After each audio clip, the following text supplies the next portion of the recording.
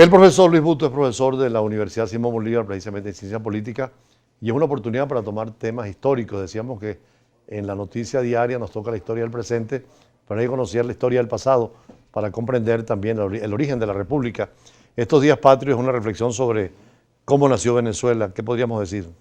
Venezuela nació como un proyecto eminentemente civil, fundamentalmente civil.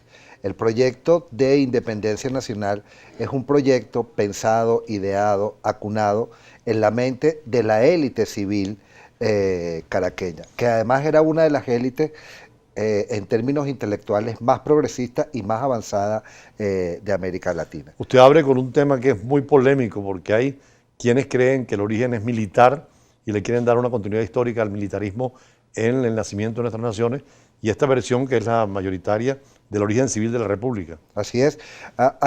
Hay dos cosas, dos elementos que Bolívar le causó mucho daño al desarrollo del proyecto nacional. Uno, esa idea sostenida por él de que Venezuela había nacido en un campamento militar, que Venezuela era un cuartel, sí, y que como tal tenía que comportarse. Ahí el Libertador estaba completamente equivocado. El proyecto nacional nació siendo un proyecto civil, que tuvo que defenderse, claro, con las armas, es otra cosa. Pero en ese ínterin, Bolívar, en 1824, promulga la ley de haberes militares, y esa ley de haberes militares iba dirigida a premiar a los militares que habían hecho la guerra. Es decir, en la medida en que se pudieran establecer sus contribuciones a la independencia en función de los grados militares obtenidos, en esa medida iban a ser recompensados con extensiones de tierra.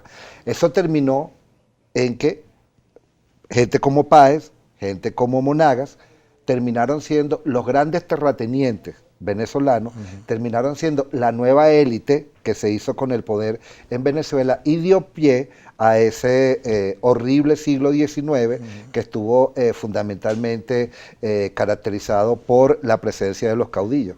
Ahora, el 19 de abril, la Sociedad Patriótica y todo lo que fue el 5 de julio son civiles los que modulan, plasman el pensamiento político, ¿no? Así es, porque la idea era constituir una república. Es decir, una república es una constitución, una conformación política donde se parte de que la soberanía tiene que residir de alguna u otra manera en el pueblo. Es decir, no proviene del mandato divino como la monarquía, y solamente se puede construir en la medida en que se ejerce ciudadanía. Es decir, la república es una formación de ciudadanos. A eso apuntaban nuestros padres fundadores. Ni siquiera pretoriana, manejada por militares. No, para nada. De hecho, en la Constitución de 1811, y siempre en las primeras constituciones de Venezuela, se hizo mucho énfasis, el legislador fue muy cuidadoso de que el poder militar debía estar subordinado al poder civil, en el entendido de que por poseer las armas de la República, ese poder de fuego podía alterar el equilibrio necesario para que la república funcionara en términos de asemejarse a ese ideal democrático, aunque no correspondería propiamente llamarlo ideal democrático para ese momento, pero sí el ideal ciudadano. Entonces, de eso nos cuidamos mucho, claro, pero en la práctica eso no terminó siendo así, porque la verdad verdadera es que el pretorianismo, es decir, la influencia del hombre de armas sobre la política, terminó siendo la constante histórica en el siglo XIX venezolano, y lo fue en el siglo XX y lo sigue siendo en el siglo XXI. De hecho, la primera misión diplomática a Londres es civil, entre ellos con Bello y Bolívar, pero también toda la primera constitución, el pensamiento, por ejemplo, de Rosio es eminentemente civil, ¿no? Y además de Rosio, es un personaje absolutamente increíble, porque es un hombre profundamente cristiano. Y entonces trata de construir, es decir, desarrolla en su mente la idea de construir una república con base en los postulados del cristianismo, es decir, bajo esa inspiración, cuando según esa inspiración lo que debería privar era la monarquía, que tenía un origen divino. Claro. Es decir, el trabajo intelectual de Rosio es un trabajo que no hemos terminado todavía de valorarlo en la gigantesca medida en que deberíamos hacerlo. Inclusive es importante hablar de trasladar sus restos a Caracas, porque creo que están ahí en la frontera cerca de Colombia. Bueno, y ponerlos en el Panteón Nacional. En el Panteón Nacional hay una cantidad de personajes Ajá. que no tienen absolutamente ningún mérito para estar allí porque lo que hicieron fue ensombrecer la posibilidad de que se construyera república, y un personaje de la valía de Rocio que no esté es una injusticia de la institucionalidad venezolana, de la sociedad venezolana. Y a Como nivel de todo. América Latina, este pensamiento o esta contradicción entre civiles y militares